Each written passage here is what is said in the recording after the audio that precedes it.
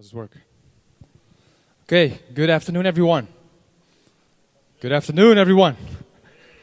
How was lunch? Was it good? That's so. Okay, before we start, I need to give a verbal disclaimer because I actually was informed that I was doing the keynote at this conference yesterday night at 12 o'clock. So I'm actually replacing my colleague. Doesn't make me less excited though. I'm super excited to be here. I want to share a bit about our journey. I want to share a bit about what we do. And I'm also happy to say that we're actually selling a lot of your brands as well. I think from a brand perspective, I think the lesson that I also want to learn from you and hopefully you can share also with me is what could we as e-commerce players actually, how could we help brands more? And so I actually also want to understand like where do you think are the pain points or the challenges? Because I always say when we talk to brands, it's always a discussion about we are an extension of you. At the end of the day, as a brand, you want to, I think, protect your brand reputation. But at the same time, at the end of the day, we want to sell more products. So today I want to talk about female commerce. Orami is a female e-commerce company. So if you compare it to, for instance, an Alibaba, they for sure very clearly say that we have any type of product for anyone who wants to spend money. So we try to find more of a niche where we say, okay, we would definitely want to have a really broad range of products, but all the products are focused on women. So this ranges from beauty products to mom and baby products to more lifestyle products, fashion accessories, curated electronics. So it's a diverse range of categories, but all catered around women. So let's get it going. I hope everyone is still awake. Usually 3 o'clock is a dangerous time. We all know it. The after lunch dip usually attacks you from behind. So hopefully everyone will stay awake and keep it a bit interactive. So let's get it going. So I want to share a bit about our road to female commerce domination. Before I do that, there is one slide I want to share with you, which is kind of justifying. It justifies why I say that I kind of understand how females and how young families actually shop, what their needs are. So quick intro about me. I think it's always good to kind of see perspective of the person who's doing Keynote. So this is my beautiful family. I have 2 young boys. I've changed a lot of diapers, so I know your products very well. Maybe too well, but I think it's always good as a dad to also change a lot of diapers. A bit of background of what I've did, but most important thing that you should remember actually of all these bullets is that I've been in the e-commerce industry for the last 7 years, building several industries, several businesses in different type of categories and markets. And recently, in the last 2 years, I've been digging very deep in the female e-commerce market. So today I want to share a bit about our journey, how we launched our business, and at this moment we're active in both Thailand and in Indonesia, and we'll be expanding towards the third country, Q1 2017. So we're evolving and growing, and definitely we need the help of brands like you to build actually the trust with our customers, because at the end of the day. E-commerce, I see it like this, right? E-commerce is like a wave. It's like a wave that is coming. A wave. We see this wave coming. And I talk a lot with the brands. I talk a lot with the brands, and the brands usually say, okay, but then if you start selling our product, then you kind of like eat our market, you cannibalize our market, and our pricing, we need to control pricing. I all understand that. But that wave that is coming. And nothing is going to stop that wave. And that wave is the e-commerce wave. So I always say, if the wave is coming, instead of trying to stop the wave, we better learn to surf, right? We better learn to surf and actually ride the wave, which at the end of the day is going to be beneficial for the brand, it's going to be beneficial for the sales, it's going to be beneficial for your customers. So this is definitely something that hopefully after these 20 minutes, we kind of agree on, and hopefully we'll have a good discussion about it as well. So, why women, right? I think a lot of you, you know why women, but just to give a bit of a background story, why we chose to focus on women and young families and moms and babies. At the end of the day, I think all the women would agree with me, I hope, that we believe that women, at the end of the day, are the boss of each family. Who agrees? No one agrees. Kimberly Clark, no one agrees. Something is not right. But for sure, women are the decision makers of the household budget. And it goes to that extreme where even, because just a big story, I just moved back from the Netherlands, from Amsterdam. Any people from the Netherlands here? We should talk later. Wait, what's up with that? Okay, but I just moved from Amsterdam to Jakarta. And the thing which struck me, right, is that I see a lot of my friends and family, or not, it happens that actually the husband and wife are working, both are working, but the salary of the husband is actually being transferred to the account of the wife. Yeah, that was my first reaction as well. So I was like, what? Is this real? But these are just my generation, like the 35 up. So I was quite shocked. But I think that kind of is the fundament, when I look in the region, of the influence of women. So massive market and a lot of decision power, which is with women, right? So if we look at the different product categories, from FMCG to beauty or furniture, even cars, a car, 60 to 70% of the car's choice is actually determined by the wife. So that's a nice one. So if you would say, okay, guys, what kind of car do you like to ride, or what kind of car would you want to buy? Of course, all of them say, I want to have like cool sports car. There is a reason why, if you look at the highway now, the highway does not look like this. There's a reason why this actually is the top selling car in Indonesia. This is like a family car. Its price is good.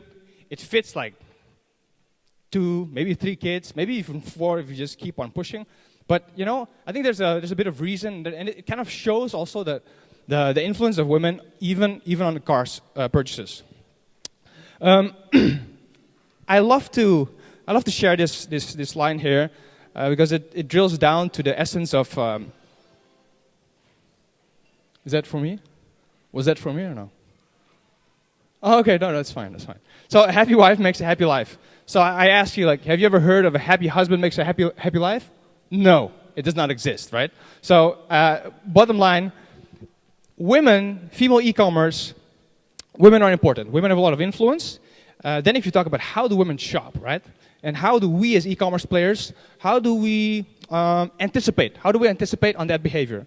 So this is a graph. I love this graph. I love this drawing. The blue line is the male. The male has an assignment to actually buy a pair of pants. So he goes into the store, he sees the pants, buys the pants, goes out. The red line, female. I don't know if any females here recognize this behavior. Anyone? No again. So I think you're lying, or I don't know. Okay, maybe you just don't want to say it's also fine. But this is based on some research that has been done, right, on just shopping behaviors of women versus men. So even because a lot of the retail principles actually also apply to the digital world, right? So even how we build our website, what type of features we launch, we actually take these things into account. So we try to make this experience for women, because if we say, oh, we want to sell diapers, or we want to sell wet tissues, what would this red line be in our shop, right? In our website. So I think fundamentally we need to understand, because I think we all agree that women are the deciding factor, driving factor of the household budget. Then the question is, how do we make it as attractive and aspiring or inspirational for women to shop on the web? So, quick one, shopping. It should be. It's like missing a G. But for women, shopping is an interpersonal experience which goes beyond the search for products. I love it. Very emotional, very spiritual almost. For men, they want to buy it and leave because there are better things to do. So if we look at e-commerce and we look also, so if we look at our Our team, like for 70%, consists of women. Our customers, for 70+%, consists of women. And this sense of emotional shopping and I think the hormones that actually how do you call it, run through the body, which really makes women happy, is something that, of course, online also needs to be replicated. That environment needs to be replicated as well. Because if we would make it for men, for example, I mean, this is like depressing, right? So there's even Instagram accounts which are about, I think it's called like Men Love Shopping. And you see all these depressed husbands and depressed men actually waiting for their wives to come out of the shopping. So brings us back to commerce in general, right? And I think this is the one which is important for you as well, because we talked a bit about the female demographics and what the role is. Now I want to ask you as a brand. You're already working with a lot of e-commerce players. At the end of the day, like I said, you want to sell your products. What is bottom line the most important KPI if you work with e-commerce channels? Is it pure sales, or are there other metrics that you look at? Anyone? You can win an iPad if you. Gross margin. Repeat purchase. Gross margin, repeat purchase. So usually in the chain, we do POs at, for example, Kimberly-Clark or whatever, FMCG. We take the goods, and of course, usually there are like sales projections, right? That we say, okay, in the coming 1, 2, 3, 4, 5, 6 months, the quantity of Huggies that we're going to sell is going to be X, Y, Z. If we talk about, so I think gross margin and repeat purchase, I think is fundamental. Actually, what an e-commerce company actually, it's actually the lifeline of an e-commerce company. And I think nowadays there's a lot of air in the digital industry where there's big valuations and very big companies, but bottom line, these companies are not making any gross margin, and the retention rate is very small.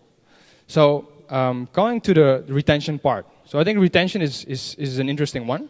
We're doing a lot of collaborations with FMCG brands, where we do like crossover campaigns. It could be that the brand itself is using its own database. So they actually have a call center where they run through the whole call center, but then all the orders are placed on our website. Or we could set up specific tailor-made campaigns to drive and to expose the brands, for example, Huggies, more while driving more engagement with customers as well.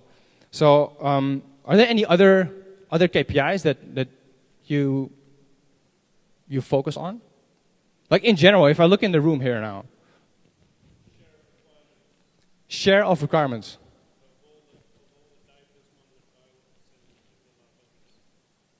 Share of requirements, that's a good one. That's a good one. Is cross-sell also important for you? Cross-selling? So if, let's say, of all the portfolio brands that you have, that you say, okay, we must have this percentage of cross-sell. A diaper into a wipe. So more like bundled products, right? Yeah. So if you work now with any e-commerce players, is it actually a requirement that you set up as well when you start a partnership with an e-commerce company, that you say, okay, KPI-wise, I want to have more cross-sell. Gross margin should be X. Quantity of sales should be Y. Is it usually how would your ideal collaboration with an e-commerce channel would be?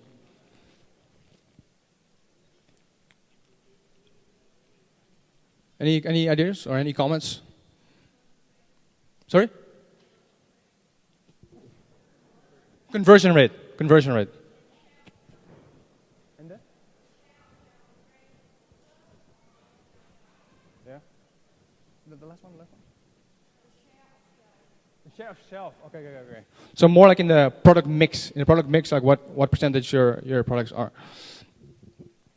Because we always have discussions internally on how we could help the brands better, how we could serve your customers better, and how we could reach your goals much better, right? So coming back to the website, so I don't want to make this into like a promotion of Orami, but yeah, this is what we do. So I want to just share a bit on how we, because I think retention is a really good angle where you say how could you get retention from a customer. So one of the things that we launched actually is a collections feature. Collection actually is something where, so we believe, so we know like women love to not per se shop for the blue jeans, but when they're on the way to buy the blue jeans, most probably they'll buy like other articles as well. So this is a feature that we recently launched, and we've seen quite good traction actually in as well, where people can actually make their own collections of products which are on our website,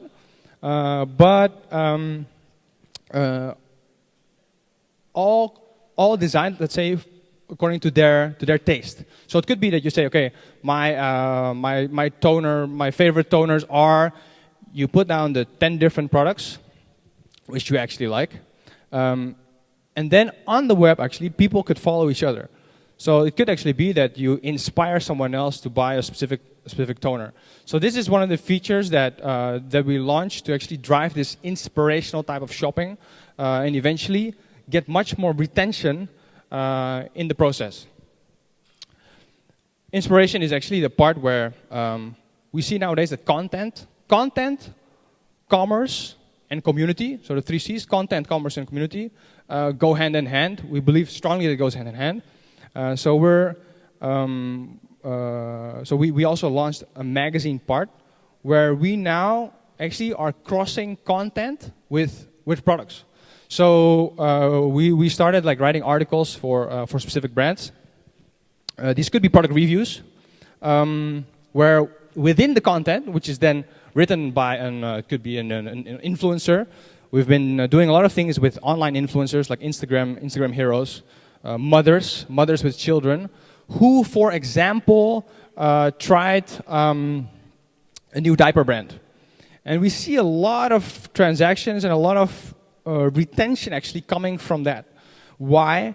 Actually, it's because that the person who's saying it, who's sharing it, is actually an authority within in this specific case in the mother's category.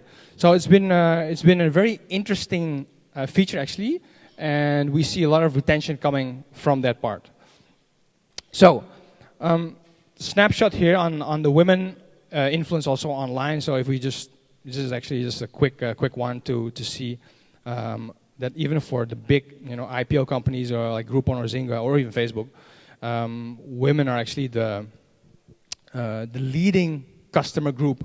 Even for Zynga, which is your online gaming company, you always get very annoying invites to play like Farmville and that type of stuff. 60% are still women. Groupon, buy side, 77% women. And for social, I mean that's even more clear that the women are the ones who are doing most of the social activity and most of the likes, most of the shares on social media. So even all these things, we try to combine it actually in our platform. So just to wrap up a bit on where we stand on the mobile commerce and the female commerce, is that mobile commerce is actually one of the key ways to reach our customers.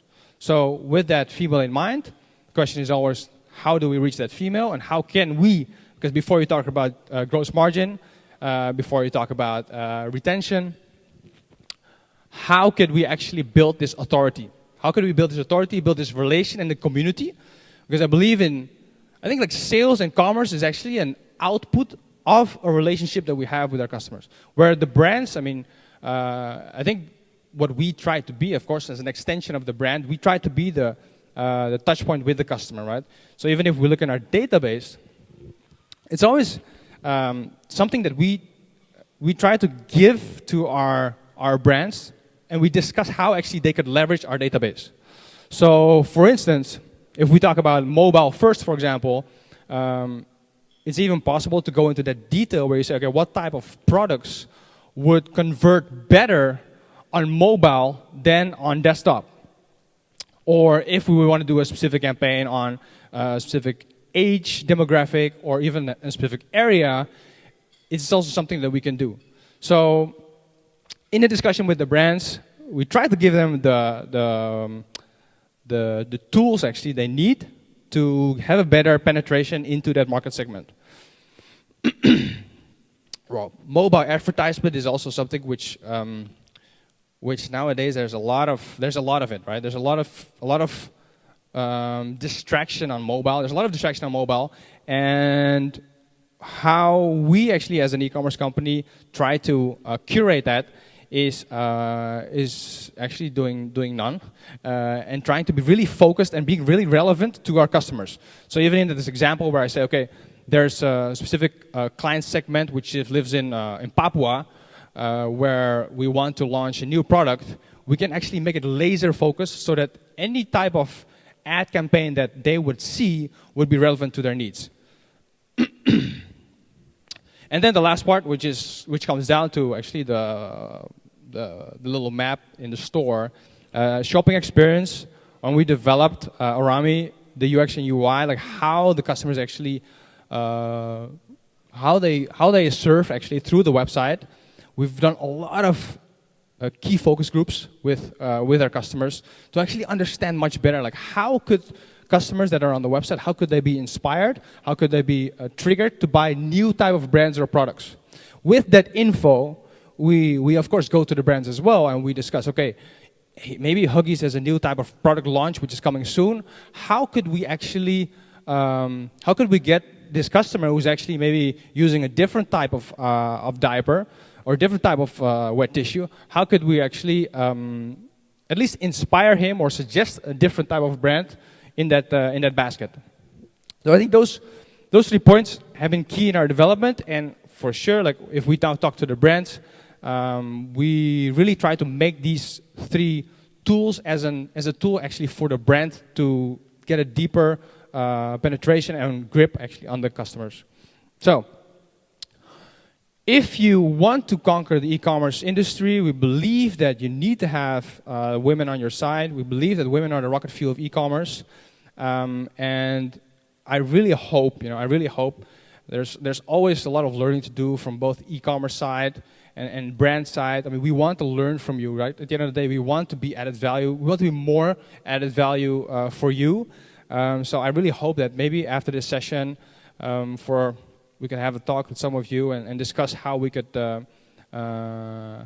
strengthen our relationship and actually build a better sustainable business for the women. Because at the end of the day, it's actually all about customers. Without customers, we're nowhere.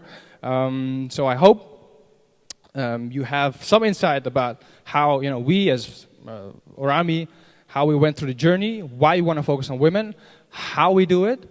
And I would love to have more discussion on how we could actually support the big brands with your sales goals, with your gross margin goals, with your category mix goals. Because at the end of the day, this wave is coming. This wave is coming.